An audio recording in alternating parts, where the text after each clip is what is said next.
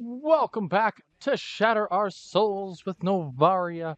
As per usual, we are finishing off the last section of Ronnie.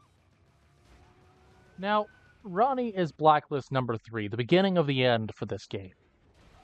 The final three were all meant to be Mr. Razor's right and left hand man, respectively. Thus far, every opponent and every single challenge thrown in our way has fallen to this Lexus. And I'll be honest, I'm questioning this. There have been a couple races that have proven very difficult.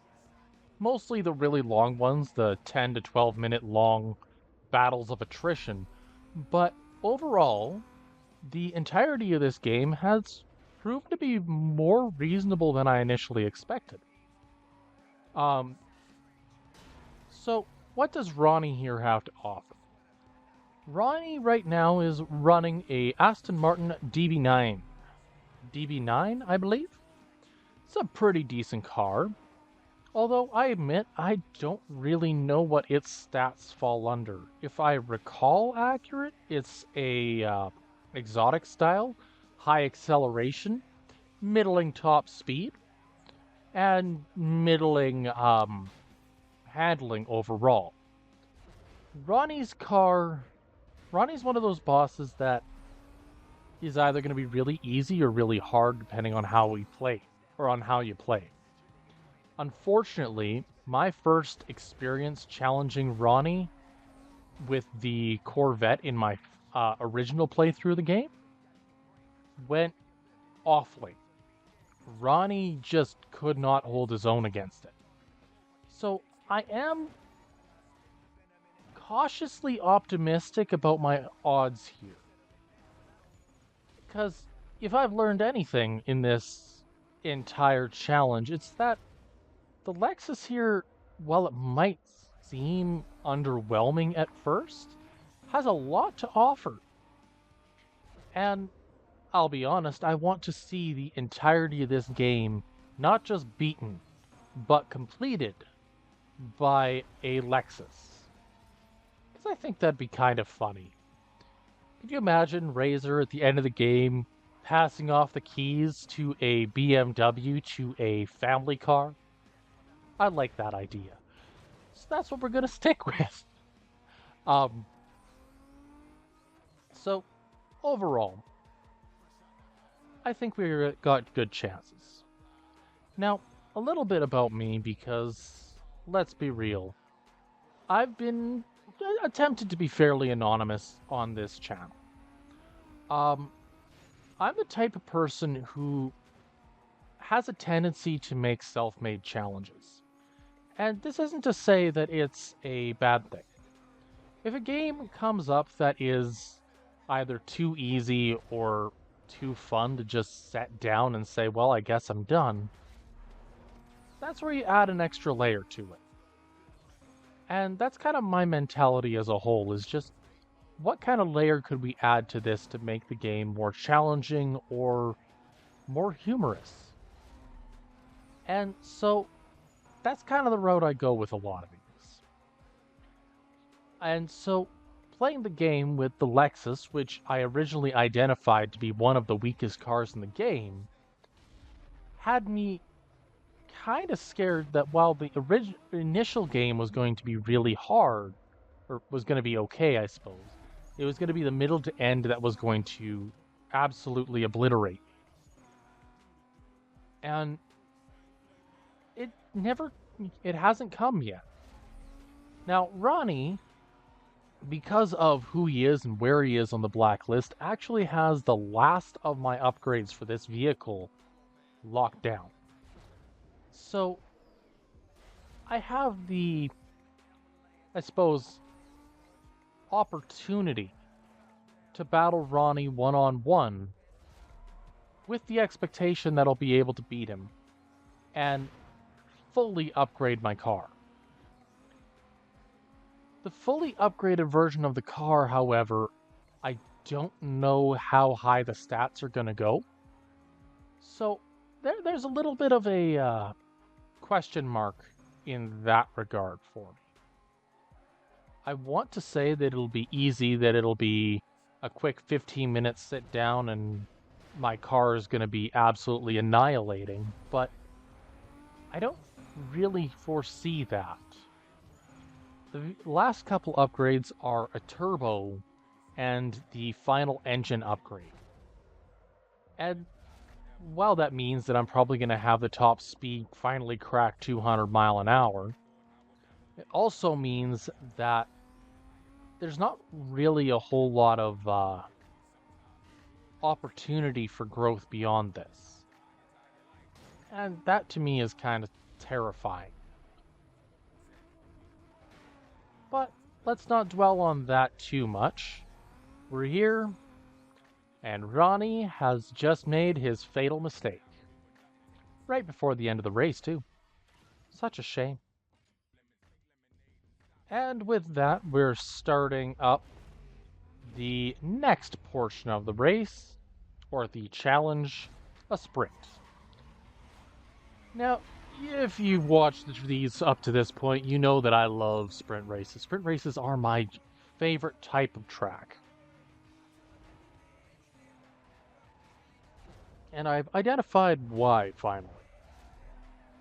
The reason I like sprint races so much is because there is no repetition.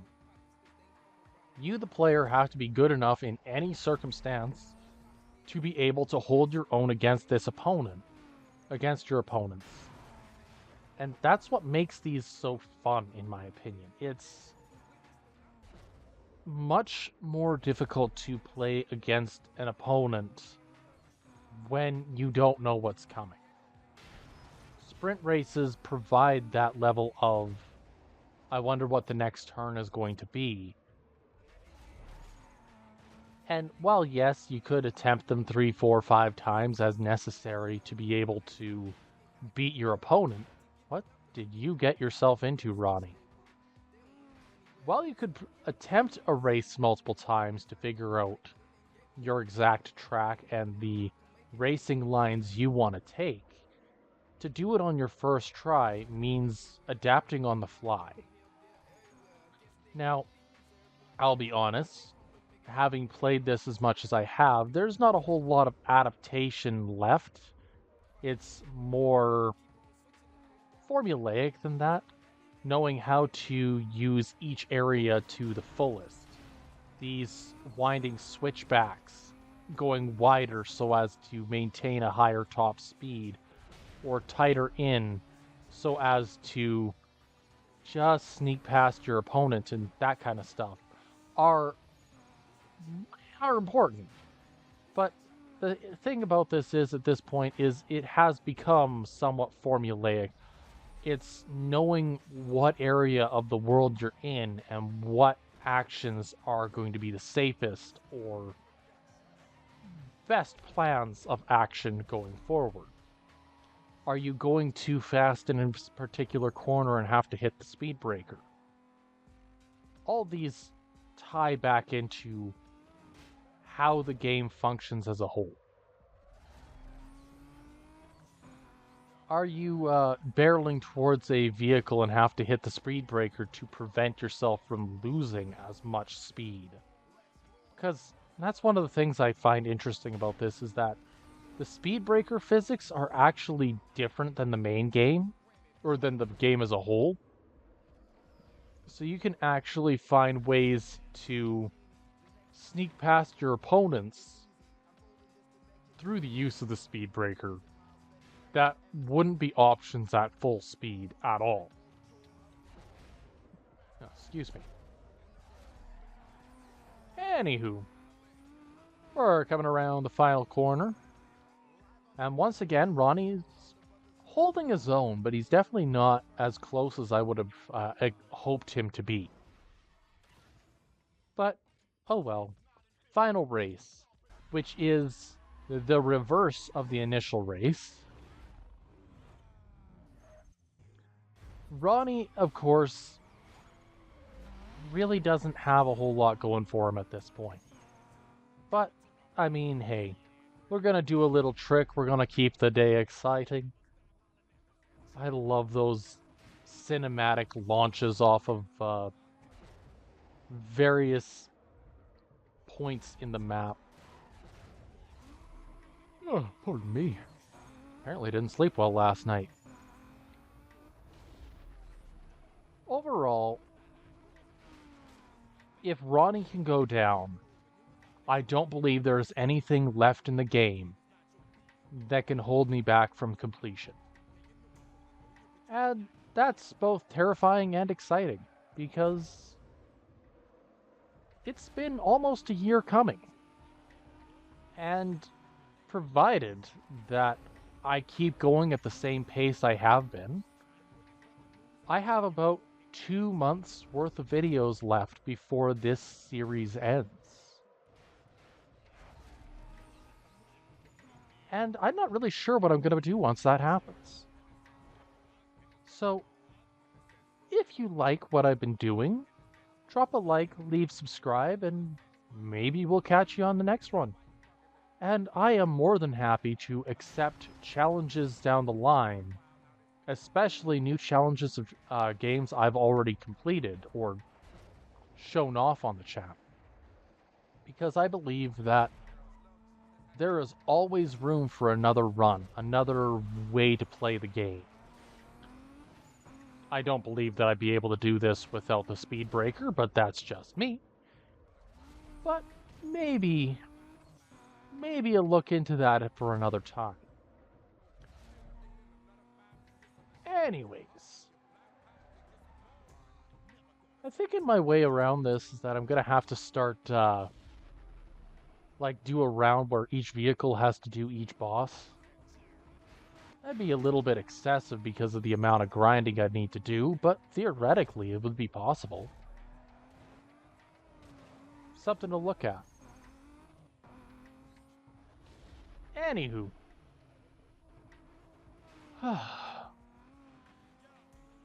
Overall, I think it's time that we say goodbye to Ronnie and say hello to Blacklist number 2, Bull. Now, unlike Ronnie, Bull is focusing on a slightly different style of vehicle. Ronnie is using a Mercedes-Benz SLR McLaren. And it's a vehicle that I've been challenging and racing a fair bit in regular races. But Bull is one of those racers that it always felt like, or it feels like he was better than the average racer with his vehicle. So I am looking forward to seeing how he handles it. I also feel as though, I don't want to say this out loud, I feel as though Razor doesn't deserve the top spot. Now, don't get me wrong, he's a good racer, but his skills are middling at best, at least based on my experiences. He never really showed off in his final races against me, and most of them ended up fairly simplistic. Anyway, moving on. Ronnie is defeated. So, with Ronnie defeated, do we get to steal and sell his car for money? That's the question of the day. Yay, extra impound strike. Pink slip. Have a good one.